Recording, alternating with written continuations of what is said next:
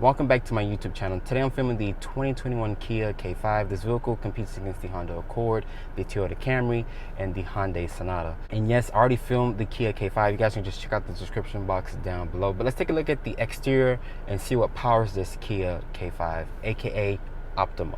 So I already started the video off talking about the competitors for the K5, but let's take a look under the hood here. This has a 1.6 liter turbocharged as part of their Smart Scream engine technology. It's paired with an 8-speed automatic. Horsepower numbers are going to be 180 horsepower and 195 pound-feet of torque.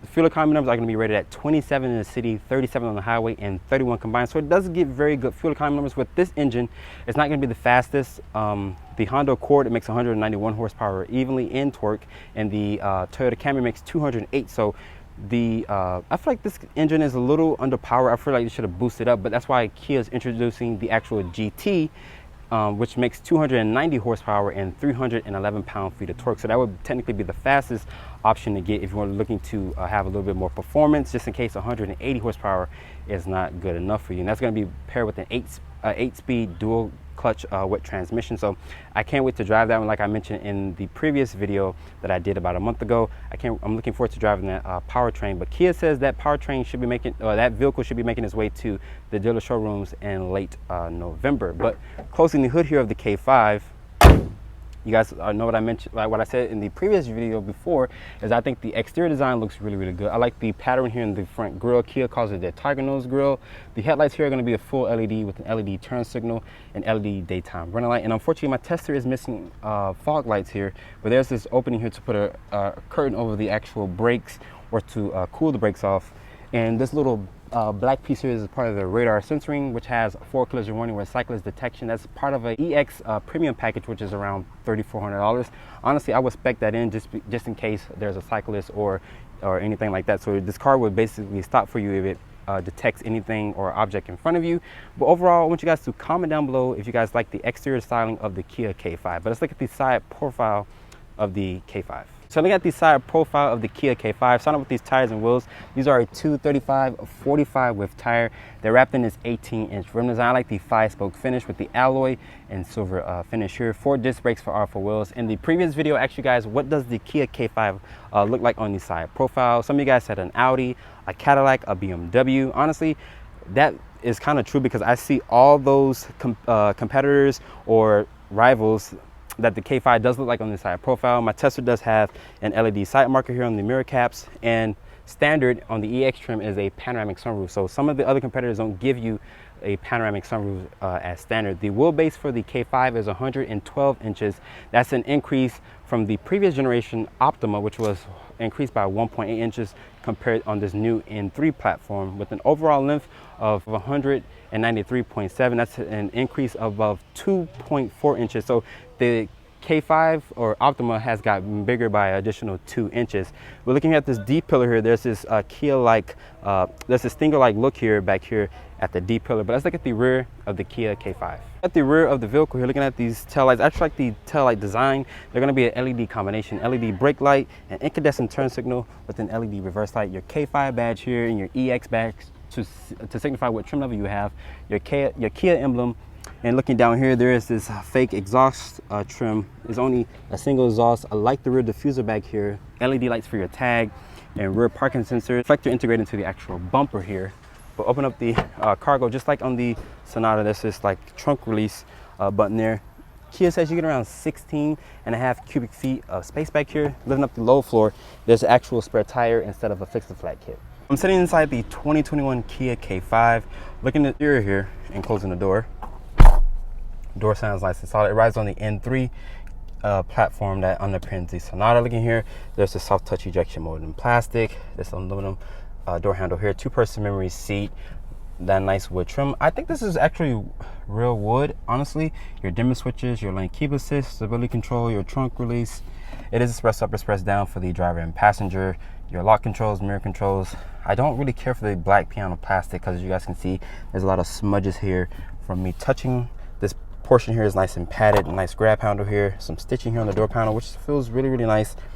Down here, There's some additional storage, and it's going to be a hard touch plastic down there. Your hood latch, which is down here. And unfortunately, this wheel here is a manual telescoping wheel. I like this 3-spoke wheel design, but if you go for the actual GT line, it's going to have a GT badge here, and the GT is going to have the GT badge there as well. Looking here at these gauges, they're easy to read. I'm not sure why Kia didn't go with a LCD display like how it has in the actual Hyundai Sonata. My tester is missing the actual heads up display. Up here on the instrument panel here is going to be hard touch plastic.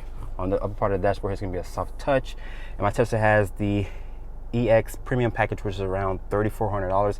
This rolls in at 10.2 UVO head unit here. And unfortunately, there's no wireless Apple CarPlay. You have to go for the GT line to get those features, because I tried to connect to it, but it won't let me do it. I have to connect. I have to plug in my actual USB here to get the Apple CarPlay, and it does have Android Auto. Looking here at the steering wheel controls, there's voice command, your phone command is there, your volume controls, your radio preset button. Here you can see you have your active lane keep assist. You can press that, and the vehicle will basically steering your lane without ping-ponging you back and forth. Your radar cruise control here, your adaptive cruise control as well. So a lot of standard features that you get with that EX premium package. More of that wood like trim. I like the aluminum style vent design here. This is push button start. Down here is going to be a dual climate control, 12 volt here, 2 USBs, a storage place here to basically put your phone.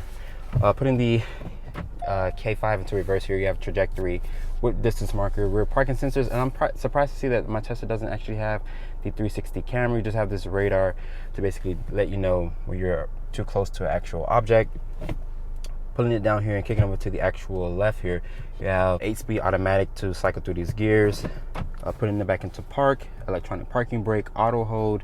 My Tesla does have heated and cool seats. The cool seats, they don't blow as they don't get cold as I thought they would, like on the Honda Accord. There's a cup holder here, your drive mode selector, which is down here.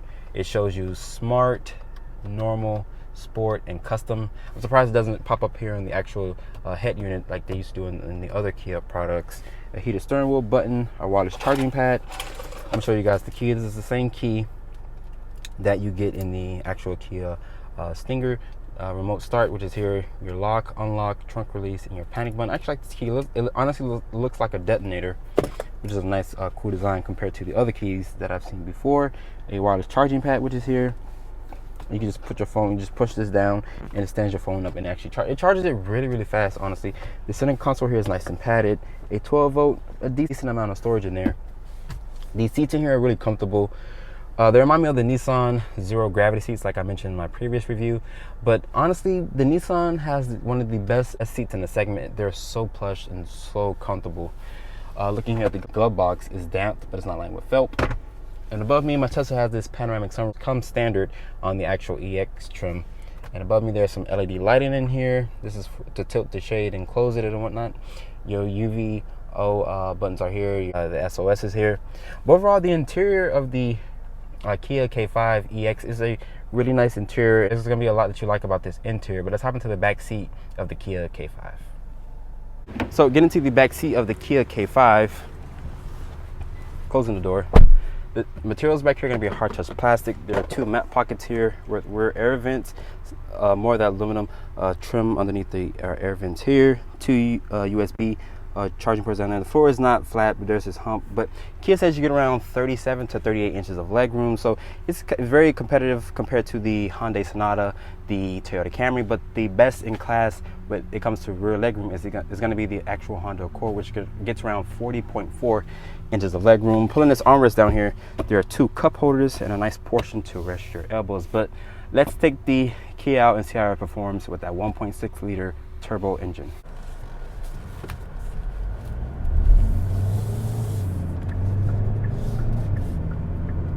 So I'm starting this video off driving the Kia K5. This has the company's smart screen engine technology. This has a 1.6 liter. This is the same engine that's found in the Hyundai Sonata. It makes 160 horsepower, 195 pound-feet of torque, and it's paired with an 8-speed automatic transmission. So this vehicle also rides on the same platform as the Hyundai Sonata, which is the N3 platform. I drove the Hyundai Sonata a couple months ago, and I was really impressed by the driving dynamics of that vehicle. Same thing with the K5 here. When I drove this vehicle about a month ago, I was really surprised. It does have the blind spot monitoring, the Kia safety driver's assistance package, which it rolls in the adaptive cruise control, lane keep assist, blind spot monitoring, the lane stir assist. So basically you can go on any highway and it would basically keep you in the center lanes. I think for approximately around like 8 minutes, then the system would beep to basically tell you to put your hands back on the wheel. This being a family sedan, this vehicle does have a lot of good competitors. Like I mentioned before, I feel like Kia is gonna basically outsell the Honda Accord in the Toyota Camry, but the numbers are gonna basically show, because those two right there are basically the king of the segment. With this new exterior design, like I told you guys in the beginning of the video, I love the exterior design. The front grille looks really, really nice. I like the pattern of the grille. It still has Kia's tiger face grille, which is basically just changed some of the designing cues of it. But going through this neighborhood here, just driving the car at 25 miles an hour, it's really quiet in here. You guys don't really hear no wind noise, no road noise. Above me, there's this panoramic sunroof. It's standard on the EX trim. I thought it was going to be optional, but it's actually standard. But yeah, the exterior design of the K5 is wonderful. Kia did a great job. I do like I like all the competitors in the segment, but like I mentioned before, the Honda Accord would be my top pick to go for with the exterior designing. But the K5 does give the Accord some competition just because of the new corporate face that Kia has put on the Optima or the K5. I keep saying K5. You guys are gonna hear me say that throughout the video. K5, Optima, it's basically the same thing. The seats in here are comfortable. They're heated and cool. They're 3 levels for both heated and cool seats, so that's a nice feature. But I feel like the seats in the Accord were just a little bit cooler compared to this. I have them on full blast here, but I could barely feel the cool seats.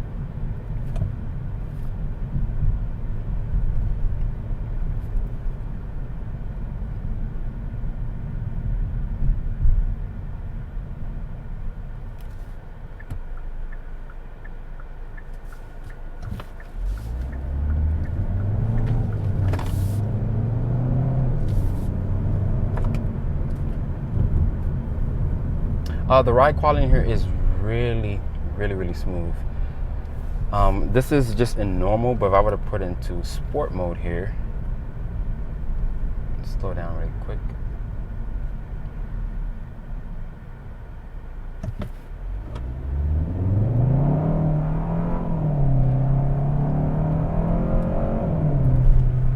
It gets up and go really quick.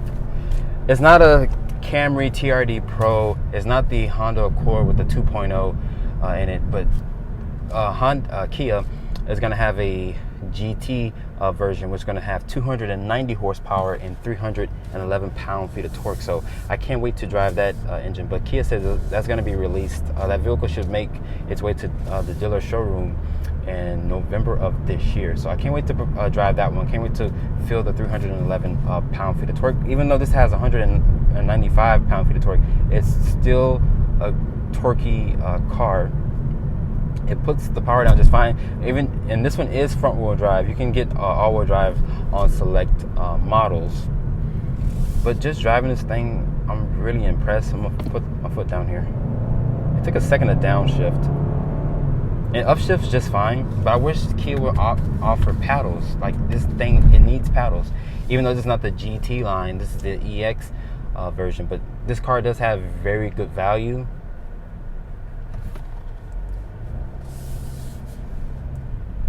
And a 1.6 is a good powertrain paired with this 8-speed automatic transmission.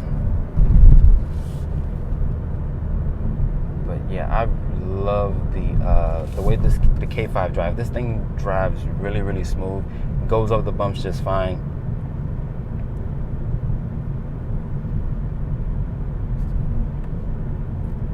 And I'm gonna use the stir assist here. As you guys can see, it's moving. It's telling me to put my hands back on the wheel. When it senses that there's lines, it turns green. And when there's no lines, it turns white to basically tell you to put your hands back on the wheel. And it's steering me just fine. honestly, it's not ping-ponging me out of my lane like some of the other driver's assistants in the other cars will do. But this K5 is really, really good, and I love everything about it. But just cruising through the neighborhood and whatnot, this vehicle excels at cruising, honestly. And I love that you can just press the icon here and it just basically steers you and keeps you centered in your lane. It doesn't ping pong you like I mentioned, like some of the other competitors do, but that's a very nice feature that the K5 has to offer. After spending time with the 2021 Kia K5, my expectation was as high as it was in the first review that I showed you guys about a month ago. So hopefully the K5 with a new interior, new exterior, and a new platform, hopefully this thing dethrones Honda and Kia, because I just want to see did Kia get it actually right with redesigning and changing the name of the Optima to the K5. So hopefully let's see what the sales numbers look like in the next few months or within the next year or two. So how much does a K5 cost? Starting price for my tester is $29,990. This does have the EX premium package, which rolls in the 4 collision warning with cyclist detection, also that 10.5 quarter UVO head unit, including the carpeted floor mats, which is $155, and including destination, my tester stickers for $32,510. I'd like to give a special thanks to South Dade Kia for providing me with the Kia K5. If you're in the market for a Kia K5, you can come to South Dade Kia.